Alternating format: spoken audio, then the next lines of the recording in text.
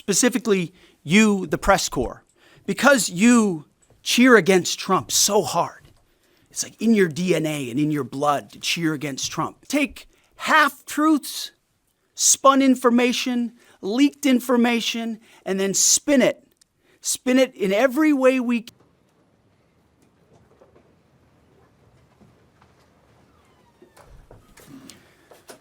Well, good morning, everybody. See, we're here this morning because in hunting for scandals all the time, in trying to find wedges and spin stories, this press corps and the press corps miss historic moments.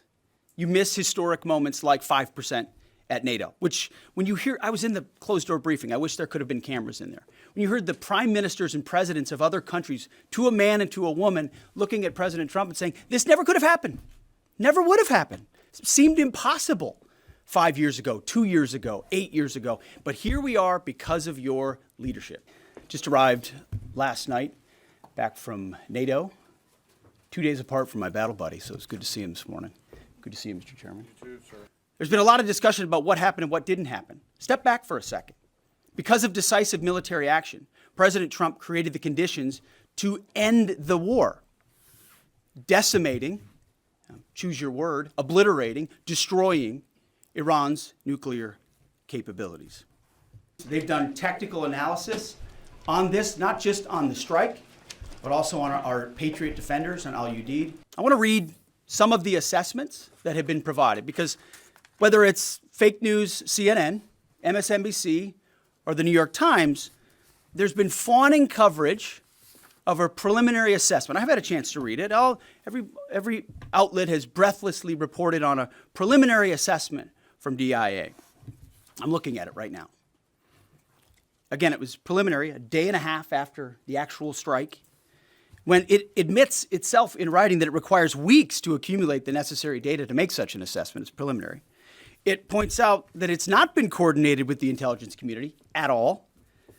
There's low confidence in this particular report. It says in the report there are gaps in the information. It says in the report multiple linchpin assumptions are what this assessment, a linchpin assumption, you know what that is? That means your entire premise is predicated on a linchpin. If you're wrong, everything else is wrong. And yet, still, this report acknowledges it's likely severe damage. Again, this is preliminary, but leaked because someone had an agenda to try to muddy the waters and make it look like this historic strike wasn't successful. There was a great deal of irresponsible reporting based on leaks, preliminary information in low confidence. Again, when someone leaks something, they do it with an agenda. Because you, and I mean specifically you, the press, specifically you, the press corps, because you cheer against Trump so hard, it's like in your DNA and in your blood to cheer against Trump, because you want him not to be successful so bad, you have to cheer against the efficacy of these strikes. You have to hope maybe they weren't effective.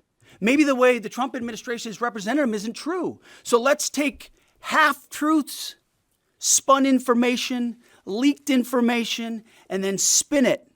Spin it in every way we can to try to cause doubt and manipulate the public mind over whether or not our brave pilots were successful. In a fuse, the deeper the weapon will penetrate and drive into the target. There are so many aspects of what our brave men and women did that because of the hatred of this press corps are undermined because people are trying to leak and spin that it wasn't successful. It's irresponsible. In trying to find wedges and spin stories, this press corps and the press corps. If you like this video, then like, share and subscribe to Mirror Now.